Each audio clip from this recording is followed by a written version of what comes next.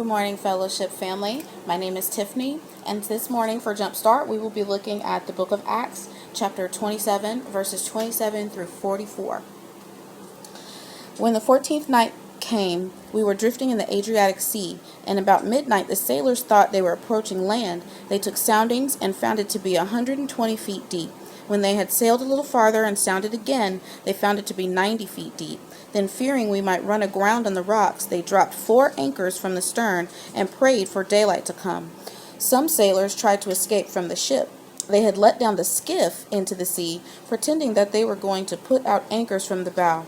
Paul said to the centurion and the soldiers, "Unless these men stay in the ship, you cannot be saved." Then the soldiers cut the ropes holding the skiff and let it drop away.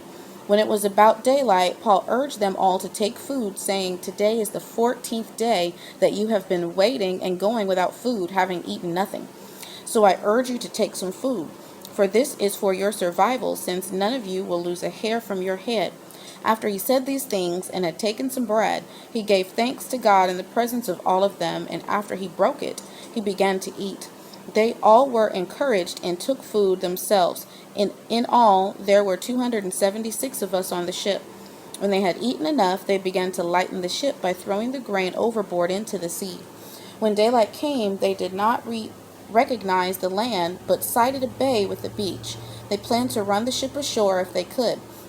After cutting loose the anchors, they left them in the sea, at the same time loosening the ropes that held the rudders.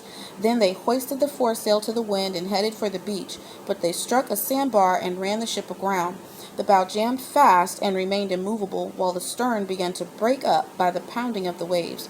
The soldiers' plan was to kill the prisoners, so that no one could swim away and escape. But the centurion kept them from carrying out their plan because he wanted to save Paul. And so he ordered those who could swim to jump overboard first and get to land. The rest were to follow, some on planks, some on debris from the ship. In this way, everyone safely reached the shore. Now, in this situation, remember, Paul is a prisoner here, so he would have been killed had the main centurion allowed the other soldiers to kill the prisoners, and they were going to do that because they knew they were running aground and everybody was getting off the boat. But if a soldier allowed a prisoner to escape, then basically their life was forfeit. You let him escape, so now you pay with your life for that. But the centurion trusted Paul, believed the word of Paul, because Paul believed God so intensely. He trusted the word of God. Before this, Paul let them know, hey, an angel of the Lord visited me last night, said we're all going to be fine. But this is going to be the circumstances in which we'll be fine. So they had to trust him, even though they were ready to panic. And so when everything is being just kind of going crazy in your life, and there's storms going on, and whatever the case may be, whatever the season of life you're in, if you trust God, you can be sure he will get you through to the other side of that thing. And he is well able to do it and willing to do it. Have a blessed day.